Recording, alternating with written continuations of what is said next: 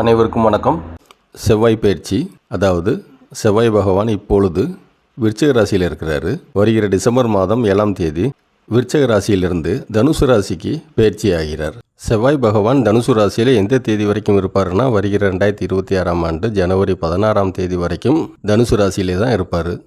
நம்ம எல்லாருக்குமே தெரியும், செவ்வாய்னா எனர்ஜி, செவ்வாய்னா தன்னம்பிக்கை, செவ்வாய்னா தைரியம், செவ்வாய்னா பேச்சு ஆற்றல், செவ்வாய்னா கோபம், செவ்வாய்னா ஆக்ரோஷம், செவ்வாய்னா நெருப்பு, செவ்வாய்னா விபத்து, செவ்வாய்னா சகோதர உறவை குறிக்கக்கூடியது.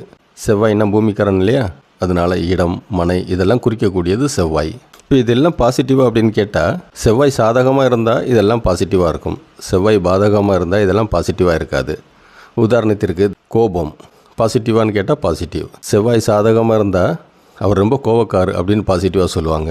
செவ்வாய் பாதகமாக இருந்தால் நமக்கு கோபம் அதிகமாக வரும், அதனால் பிரச்சனைகள் வரும், மோதல்கள் வரும், கைகலப்பு வரும். இதெல்லாம் செவ்வாய். செவ்வாய்னா வீரம், பாசிட்டிவாக சொன்னால் வீரம், வீரம்ங்கிறது பாசிட்டிவ். வீரம் அதிகமாச்சுன்னா அதுக்கு பேர் ரவுடிசம்னு சொல்லுவோம், அது நெகட்டிவ். செவ்வாய் உங்கள் ஜாதகத்தில் சாதகமாக இருந்தால் ரொம்ப வீரமாக இருப்பீங்க, அந்த வீரத்தினால உங்களுக்கு பாசிட்டிவ் இருக்கும், அதாவது நன்மை நடக்கும். இதே செவ்வாய் பாதகமாக இருந்தால் வீரம் கிடையாது, வீரம் அதிகமானாகும், ஓவர் டோஸானாகும், அதுக்கு பேர் ரவுடிசம்னு சொல்லுவோம், அது பாதகம். ரவுடிசம்னால பாதகம் வரும். அதனால் இந்த பதிவில் செவ்வாய் பயிற்சினால் என்ன மாதிரி பலன்கள் உங்களுக்கு இருக்குது, சாதகமான பலன்களா பாதகமான பலன்களா அப்படிங்கிறத பார்ப்போம். செவ்வாய் பாதகமாக சாதகமானு சொல்கிறது, செவ்வாய் எந்த இடத்துல இருக்கிறாரு, அதாவது உங்கள் ராசிக்கு செவ்வாய் எந்த இடத்துல இருக்கிறாரு, செவ்வாய் தனுசு ராசியிலிருந்து எந்த ராசியெல்லாம் பார்க்கிறாரு அப்படிங்கிறத பொறுத்து தான் உங்களுக்கு சாதகமாக பாதகமானு சொல்ல முடியும். பொதுவாக சொன்னால் செவ்வாய் பயிற்சி பலன்கள் யாருக்கு அனுகூலமாக இருக்கும்னு சொன்னால், உங்கள் ராசியிலிருந்து செவ்வாய் 4ஆம் இடத்திலோ 5ஆம் இடத்திலோ 9ஆம் இடத்திலோ 10ஆம் இடத்திலோ இருந்தால் உங்களுக்கு செவ்வாய் பயிற்சி பலன்கள் அனுகூலமாக இருக்கும். அப்படி பார்த்தா கன்னி ராசிக்கு 4ஆம் இடம், அப்போ கன்னி ராசிக்கு அனுகூலமாக இருக்கும். சிம்ம ராசிக்கு செவ்வாய் பகவான் 5ஆம் இடத்துல இருக்கிறாரு, அதனால சிம்ம ராசிக்கு அனுகூலமாக இருக்கும் செவ்வாய் பயிற்சி. மேச ராசிக்கு செவ்வாய் பகவான் 9ஆம் இடத்துல இருக்கிறாரு, அதனால மேச ராசிக்கு செவ்வாய் பயிற்சி அனுகூலமாக இருக்கும். மீன ராசிக்கு செவ்வாய் பகவான் 10ஆம் இடத்துல இருக்கிறாரு, அதனால மீன ராசிக்கு செவ்வாய் பயிற்சி அனுகூலமாக இருக்கும்.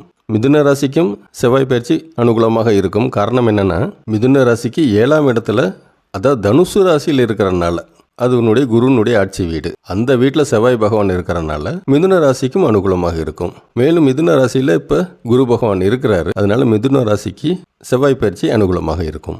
யாருக்கு அனுகூலமாக இருக்காதுன்னா, 6ஆம் இடம் 8ஆம் இடம் இது அனுகூலமாக இருக்காது. கடகராசிக்கு 6ஆம் இடத்துல செவ்வாய் பகவான் இருக்கிறாரு, கடகராசிக்கு இந்த செவ்வாய் பயிற்சி அனுகூலமாக இருக்காது. ரிஷபராசிக்கு 8ஆம் இடத்துல செவ்வாய் பகவான் இருக்கிறாரு, அதனால செவ்வாய் பகவான் அனுகூலமாக இருக்க மாட்டார். இந்த பயிற்சி, அதாவது இந்த செவ்வாய் பயிற்சி ரிஷபராசிக்கு அனுகூலமாக இருக்காது.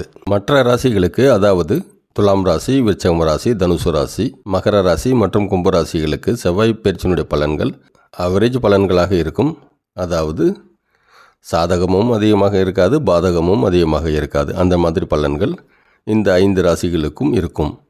இந்த செவ்வாய் பயிற்சி எந்த ராசிக்கு அனுகூலமாக உள்ளது, எந்த நட்சத்திரத்திற்கு அனுகூலமாக உள்ளது அப்படிங்கிறது இந்த பதிவின் தொடர்ச்சியில் ஒவ்வொரு ராசிக்கும், ஒவ்வொரு ராசியில் உள்ள 3 நட்சத்திரத்திற்கும் செவ்வாய் பயிற்சியினுடைய பலன்கள் எவ்வாறு இருக்கும் என்பதை அடுத்து வரும் பதிவுகளில் இருக்கும். உங்களுக்கு இந்த பதிவு பிடித்திருந்தால் உங்கள் நண்பர்களுக்கும் உங்கள் உறவினர்களுக்கும் இந்த பதிவை முடிந்தால் ஷேர் செய்யவும். இந்த பதிவை பொறுமையாக பார்த்தமைக்கு நன்றி. வணக்கம்.